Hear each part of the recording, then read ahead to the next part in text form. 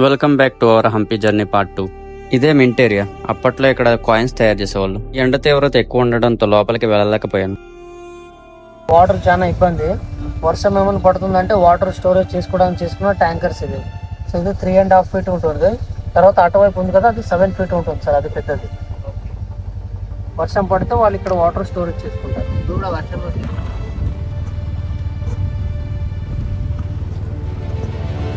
ఇదే స్పైసెస్ అమ్మే మార్కెట్. అప్పట్లో ఇక్కడ సుగంధ ద్రవ్యాలు అమ్మేవాళ్ళు.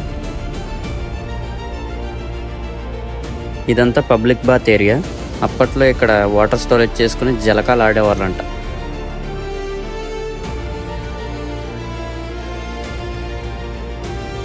మన నెక్స్ట్ స్టాప్ వచ్చేసరికి ఆర్కియాలజీ మ్యూజియం.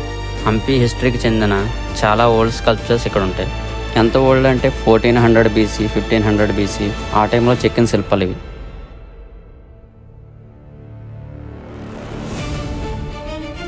వైఫ్ సార్, ఒకరు చిన్నాదేవి, ఇంకొకరు తిరుమలాదేవి అని. వాళ్ళిద్దరికి సమ్మర్ టైంలో చల్లగా ఉండడానికి చేసుకుని ఒక ఓపెన్ ఎయిర్ కండిషన్ రూమ్ ఇది. దీని స్పెషాలిటీ ఏమంటే ఇక్కడ పైన అంతా చిన్నగా హోల్స్ కనిపిస్తున్నాయి చూడండి, అక్కడ కనిపిస్తున్నాయి చూడండి. సో దాని లోపల అంతా పైప్ కలెక్షన్ చేసి ఉంటారు. తర్వాత ఇది కింద అంతా ఓపెన్ ఉంది కదా, దాన్ని సారీతో కప్పేస్తారు సార్. సో పైన ఉండే హోల్ సిస్టమ్ నుంచి సారీ పైన వాటర్ వస్తే సారీ చల్లగా అవుతుంది సార్.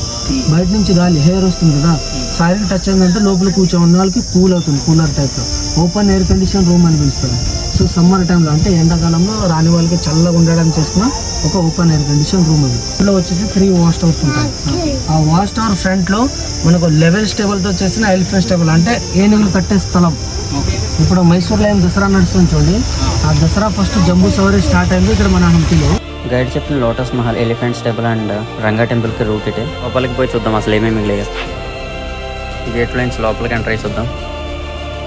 ప్లేస్ అయితే చాలా గ్రీనరీగా ఉంది. బాగా ఎండగా ఉండడం వల్ల జనాలు కూడా చాలా తక్కువ మంది ఉన్నారు. ఇది బేస్మెంట్ ఆఫ్ క్వీన్స్ ప్యాలెస్. అప్పట్లో పైభాగం గంధపు చక్రాలతో కట్టడంతో మొగలలో వచ్చి మొత్తం తగలెట్టేశారు. ఆఖరికి బేస్మెంట్ ఒకటి మిగిలింది. ఇదే లోటస్ మహల్. ఇందాక గైడ్ చెప్పాడు కదా, అది ఇదే. చల్లగా గాలి లోపలికి వచ్చేలాగా ఇంజనీరింగ్ స్ట్రక్చర్ డిజైన్ చేశారన్నారు కదా, అది ఈ మహలే. చూడడానికి సింపుల్గా బాగానే ఉంది. ఇవే వాచ్ టవర్స్. లోటస్ మహల్ దాటాక ఎలిఫెంట్స్ టెంపుల్కి రూట్ ఉంది.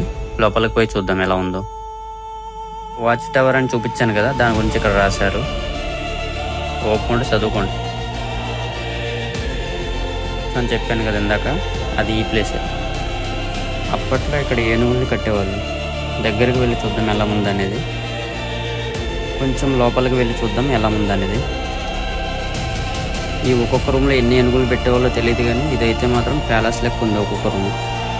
ఈ మధ్యలో ఒక డోర్ టైప్లో డిజైన్ చేశారు. మేబీ మావట వాళ్ళు అటు ఇటు వెళ్ళడానికి అనుకుంటా. దాటాక ఇంకొక వాచ్ టవర్ ఇక్కడ ఉంది. ఇక్కడ నుంచి మనం రంగా టెంపుల్కి వెళ్ళే రూట్ వస్తుంది. ఇదే రంగా టెంపుల్. చూసారు కదా, మొత్తం అంతా డిస్ట్రాయ్ చేస్తారు. మిగిలిన పార్ట్ అయితే ఇదే. ఆర్కిటెక్చర్ అయితే చాలా బాగుంది.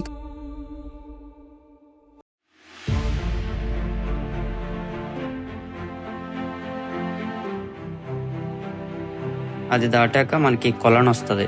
మేబీ ఇక్కడ నుంచే వాటర్ తీసుకెళ్లే వాళ్ళం. మనం రాయల్ ఎంక్లోజర్ దగ్గరికి రీచ్ అయ్యాం. ఇవి మనకి ఇక్కడ మెయిన్ డోర్స్ లెక్క ఉండేవి. అప్పట్లో వీటిని ఏనుగుల్ని ఉపయోగించి తెరిచేవాళ్ళంట. ఇందులో ఒక డోర్ విరిగిపోవడంతో ఈ రెండింటిని బయటని ఇక్కడ ఇలా పెట్టాల్సి వచ్చింది. లోపలికి వస్తే ఈ ప్లేస్ మొత్తం ఇలా ఉంటుంది. ఇది విజయనగర ఎంపైర్లో మెయిన్ రాయల్ ఏరియా అంట. కింగ్స్ మీటింగ్స్, సెలబ్రేషన్స్ అన్నీ ఇక్కడే జరిగేవంట. పౌర్ణమి మూవీలో ఒక సీన్ ఏదో ఇక్కడే తీశారంట, మాకు గైడ్ చెప్పాడు. పార్ట్ 2 ఇక్కడతో సమాప్తం. నెక్స్ట్ పార్ట్లో ఇంకా అమేజింగ్ ప్లేసెస్ ఎక్స్ప్లోర్ చేద్దాం.